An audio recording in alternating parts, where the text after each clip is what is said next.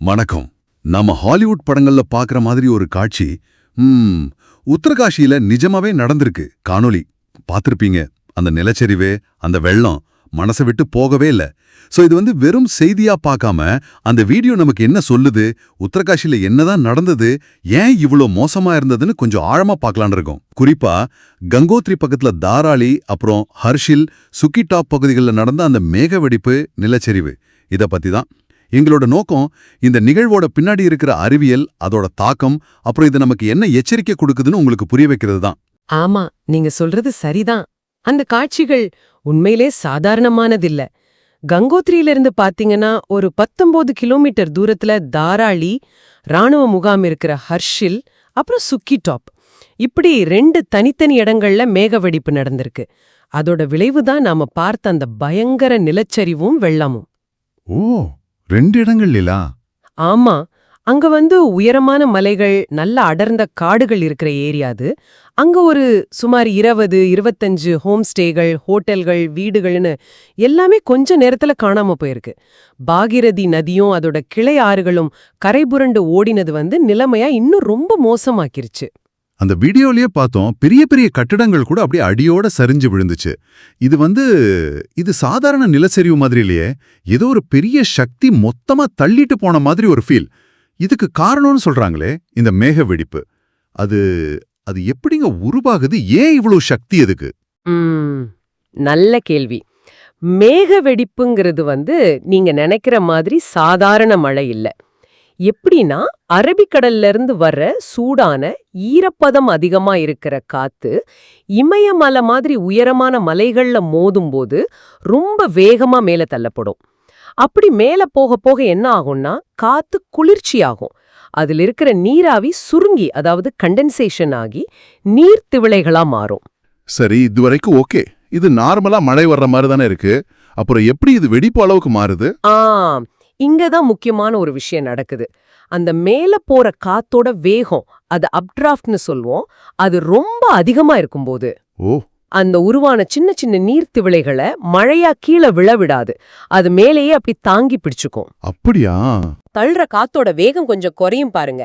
அப்போ அந்த மேகத்தால் இவ்ளோ தண்ணியும் தாங்க முடியாது.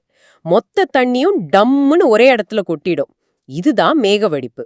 அடேங்கப்பா, எவ்வளவு பெரிய அளவுல இருக்கும் இது. அந்த வீடியோல பார்த்த வெள்ளத்தோட சைஸ பார்த்தா ரொம்ப பிரம்மாண்டமா இருந்துச்சு. ஆமா, கணக்குப்படி பார்த்தா 1 மணி நேரத்துல ஒரு சுமார் 20-30 சதுர கிலோமீட்டர் பரப்புல 10 சென்டிமீட்டருக்கு மேல மழை கொட்டுச்சுன்னா அதுதான் மேக வெடிப்பு.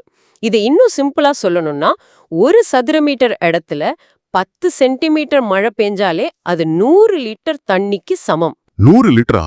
1 சதுர மீட்டருக்கேவா? ஆமாங்க.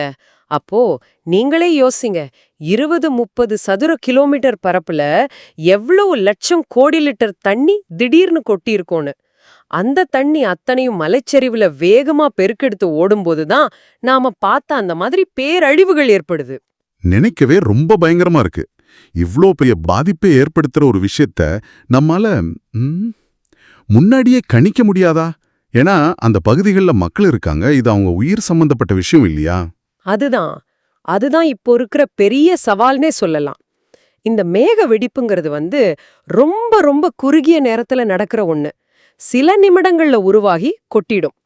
நம்ம கிட்ட இப்போ இருக்கிற ரேடார் தொழில்நுட்பத்தால இவ்ளோ வேகமா நடக்கிற ஒரு மாற்றத்தை துல்லியமா கணிச்சு உடனே எச்சரிக்கை கொடுக்கறது நடைமுறையில ரொம்ப ரொம்ப கஷ்டமா இருக்கு. அப்படியானால் இதுக்கு தீர்வே கிடையாதா?